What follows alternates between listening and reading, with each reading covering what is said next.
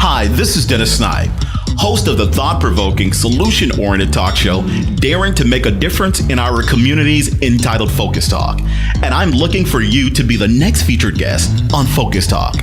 If you're an entrepreneur, an author, community-based organization, artist, or if you're simply daring to make a difference in your community, I need to hear from you. Here's what I need you to do. Send an email to dennis@dennissnipe.com with your name, brief description of what you do, contact number, and why you should be a guest on Focus Talk. I look forward to hearing from you soon. In the meantime, please continue to stay focused.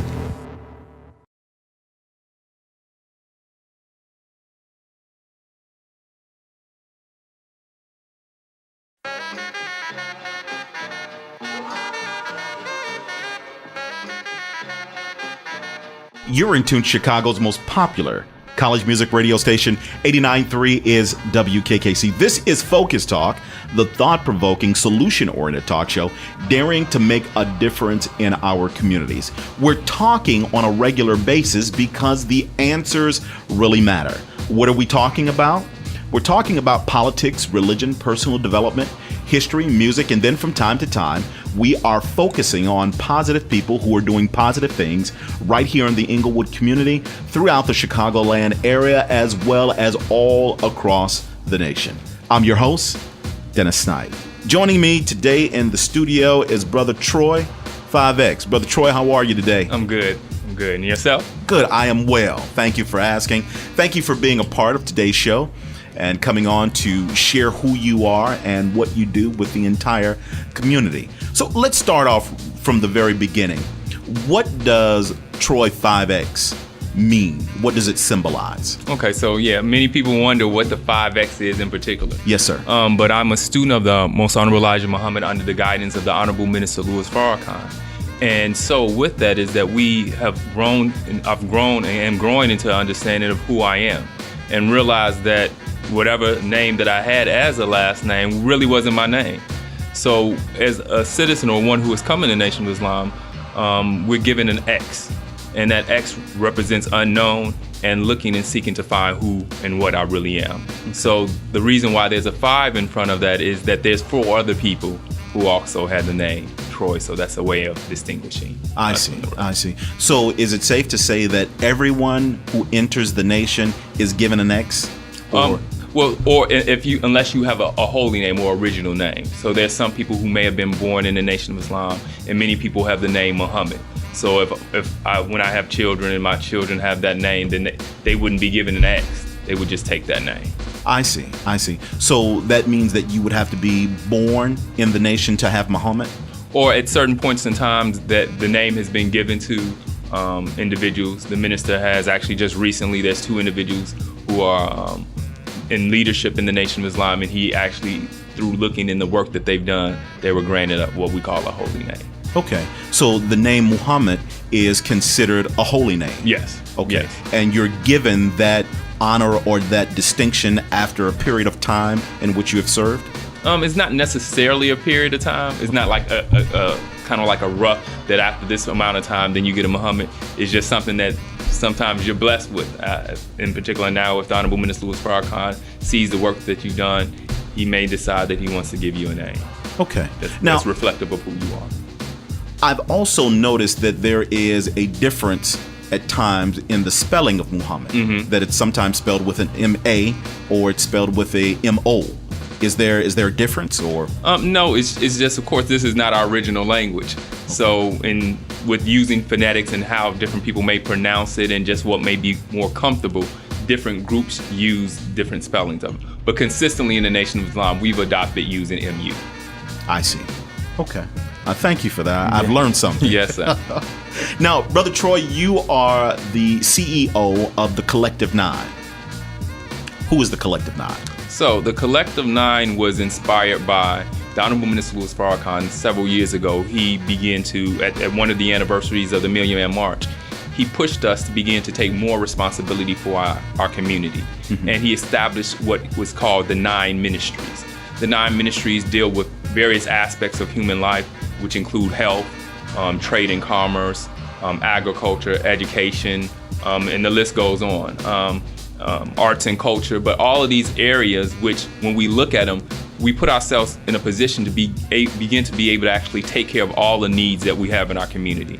When you look at the concept of the Nation of Islam, it's not an organization, it's just what the name says. It's a nation, and within a nation, you have to grow so that you're able to provide all the needs and necessities that a nation and a community needs. So the 9 ministries do that. So what I did is that I decided that I want to help to push that forward with the base of education at the center of it. Realizing that when we look at our community, that we really have all of the resources, we have all the intellectual capital that we need to actually begin to do something for ourselves. We have no reason to believe, after being in this country the time that we have, that anybody is going to change our condition except us. So the Collective 9 is individuals who are collectively coming together to meet our needs. The focus of the collective is education, because we believe that at the center of it, all of these areas, health, trade and commerce, defense, there has to be a component of education. We have to learn how to do these things. And even with the educational system as it exists, one of the big pillars of the collective is that we want to establish a new educational paradigm. That means that the base of the curriculum will be based on these 9 ministries. So when you graduate from school, you won't be just graduating with a degree. You'll be graduating with gifts, skills, and talents that you're able to use so that it benefits you, yourself, your family, and be able to contribute to your community. Now, Brother Troy, does the Collective 9 have let's say a foundation in the Bible or the Quran? Not necessarily specifically that, but it's just the thought that, that we collectively, we have the ability to achieve whatever we want to do. And if we begin to look at ourselves and look at the resources that we have together, that we can actually do whatever we want and desire to do. One of the first initiatives that the collective actually did was we began an online kind of TV show. And what we did was begin to actually go through all of those 9 ministries, asking 3 questions. What is the purpose of education? What should it do for our people? And what would you put into a curriculum to achieve whatever you think education should do? We started off with agriculture. Many people thought that was strange. Why would you be asking somebody in agriculture about education? But what it is that instead of focusing on just traditional teachers, we want to find somebody, if you're interested in agriculture, we should find somebody that's involved in agriculture, somebody that's involved in farming, somebody that's doing it right now, so that we can cut out some of that extra stuff that you may learn within this current educational system and actually really get down to the meat of what you need to learn so that you can achieve whatever your goals are. Now, Brother Troy, riddle me this. Is it the goal of the Collective 9 to work hand in hand with the systems that are presently in place, or to operate externally? Well, great question, and I'm glad you asked, is that one of the things, and I go back, is that right now, some may call me a control freak, but the reality is that there's a course of study that Honorable Minister Louis Farrakhan put us on as he began to rebuild the nation, and it was called Self-Improvement, the Basis for Community Development. And what that's based on is just what the name says, that if we want to improve our community, it starts with us each individually improving ourselves. The reality is that, once again, we have no reason to believe that anybody is going to do anything for the Black community except the Black community. Okay. If somebody outside of our community is still the reason why we're in this condition, that means that they would have to change. But the reality is that although there's things that have happened over the years and there are things that are continuously happening that are putting our community in the condition that it is, but we have to take the responsibility. And when we take the responsibility, that means that we are in a position to change that situation. So we're not going to beg and plead for anybody to do for us what we have the ability to do for ourselves. We still believe in holding people accountable, but at the end of the day, if our children are going to be educated, it's going to be because we do it for ourselves. Okay. Now, Brother Troy, let me ask that at this particular juncture, it's been over 50 years since the death of Dr. King, and even longer since the beginning of the Civil Rights Movement.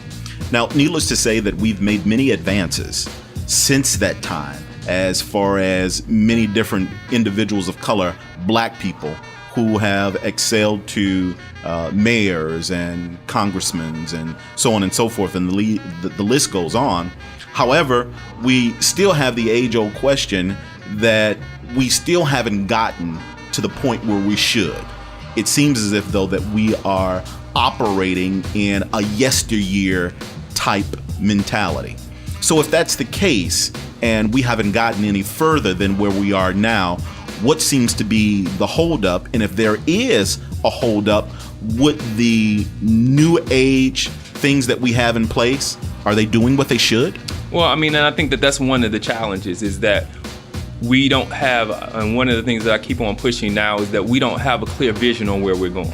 And if you don't know where you're going, then any road will get you there. That's true. So, and of course, the Bible says, where there's no vision, the people perish. So right now you can see that our people are perishing.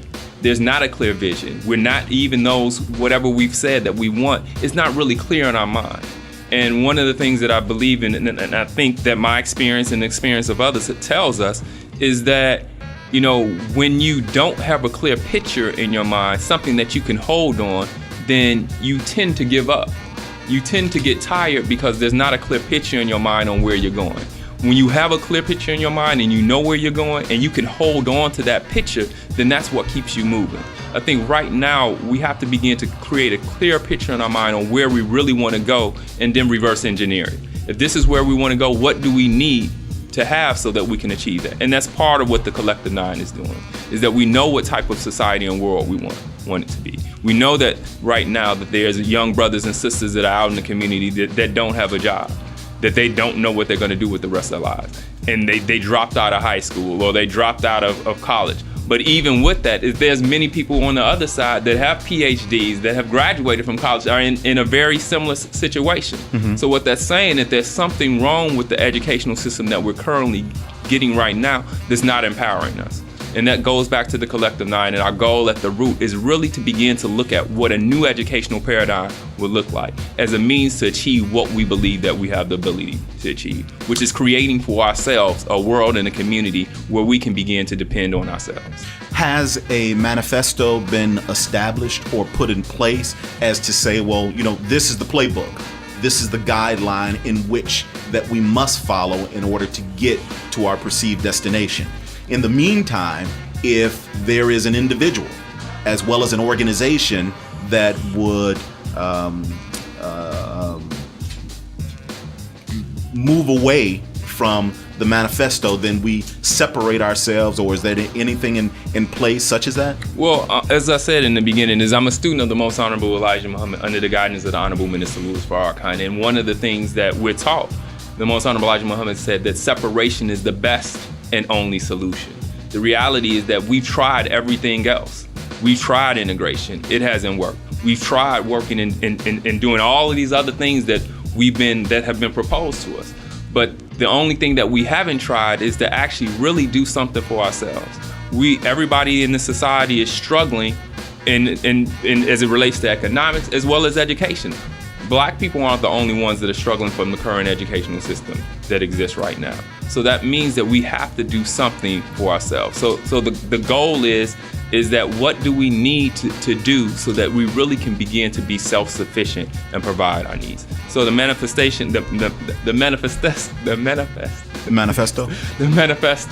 is really that, you know, we have to really begin to look at what separation looks like.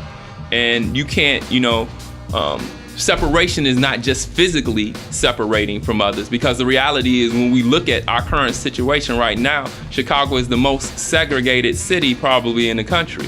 So right now we're already separated physically in most instances. We don't live around there's a black community where black people live, and in most instances, or many instances in our day-to-day lives, we may not even cross people of other cultures. But the reality is that even the times that we do is when we're looking for food and we have to go to the grocery store. You know, when we want to get our nails done and we go to the Korean shop, when we want to go get some hair and we go to the beauty supply shop. So all of these institutions that are in our community are ran by other individuals who don't look like us. And they come into the community, they exploit us, and then they go back to their community and continue to feed their community. And the same is true with education, is that most of us, when you look at majority of the teachers that we have, and particularly in K through 12, they're white women. So that's a challenge that we have to begin to look at. You know, actually, when I was in college, what I learned is that many of my instructors that are now some of the highest scholars in the field of education is that they didn't go to integrated schools. When you look at historically the scholars that were produced out of our community, even when integration was occurring, they were individuals who were in these segregated schools, and the schools were, even though there may have been a limited amount of resources, what was present, that there was a concern for those individuals and making sure that they learn.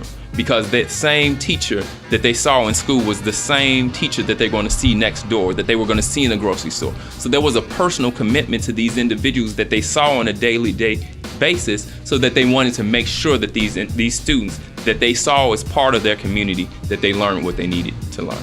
So now with us, as many of us, as we move up on the social economic scale, then we move away from the community in which we were born in, that we may have struggled in, and so that there's not these examples that we can look up to and aspire to, and that same commitment isn't necessarily there, because the students, as a teacher, if you are a black teacher, you don't necessarily in most instances live in the same community in which you're teaching. Brother Troy, I have several other questions for you. However, that simply means that I need to invite you back. So I would be most humble if you would accept my invitation. But how can I get more information about the Collective 9, your agenda, what it is that you're doing, and when and if you need assistance in what you're doing? Oh, definitely. So the best place is thecollective9.org, thecollective9.org. I'm on Facebook under the same thing, thecollective9.org. You can also go to Twitter, is 9thecollective.org. Yeah, 9thecollective.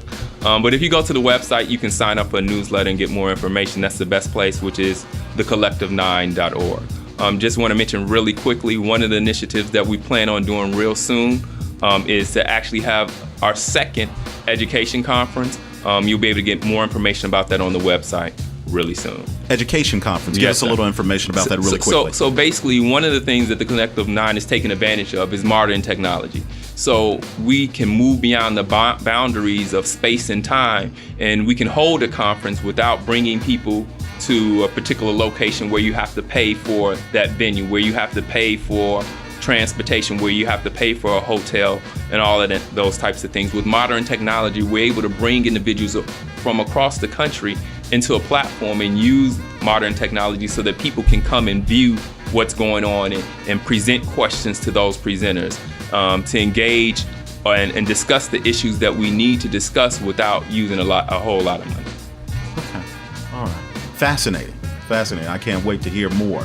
And I realize that there are a few other things that are on the agenda. Mm-hmm. So for my edification, then I can just log on to the website, and that web address again is thecollective9.org. Okay. And that's the number 9. Collective9.org, the number 9. Correct. Okay. We've got about 30 seconds left. Give me some closing words, sir. Well, one of the things that I've really been reflecting on, and actually I was laid off a few weeks ago.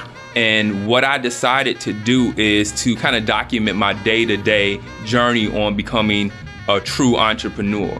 And as I mentioned earlier, the importance and value of us actually really beginning to paint a clear picture on where we want to be. That's something that we don't do enough. We have to begin to take responsibility for our own reality. The cliche or the term that I thank the Honorable Minister Louis Farrakhan for, that has really inspired me and pushed me, and probably one of the big reasons that I joined the Nation of Islam, which is self-improvement is the basis for community development. The reality is that whatever we're looking for in our community, whatever we want to achieve, if we can paint a clear picture in our minds and make a commitment to it, then there's nothing that we can't achieve. We have to believe first in God and then believe in ourselves, and we can achieve it. Brother Troy 5X, I appreciate your time, your talent, your dedication to this cause, and I wish you well in your endeavors. Thank you, and thank you once again for having me on the show. Yes, sir. Thank you for being here. I want to leave you with this. If you can't be the highway, just be a trail. If you can't be the sun, be a star. Because it isn't by size that you win or that you fail. Be the best at whatever you are. Stay focused. We'll talk again real soon. This is Focus Talk with Dennis Snipe on 89.3 WKKC.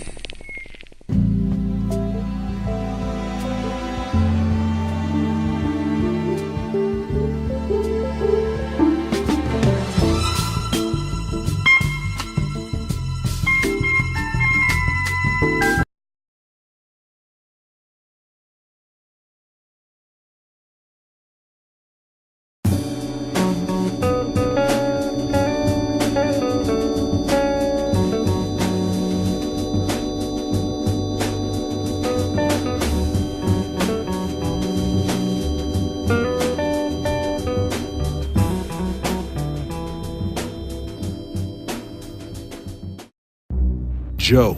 Blackula.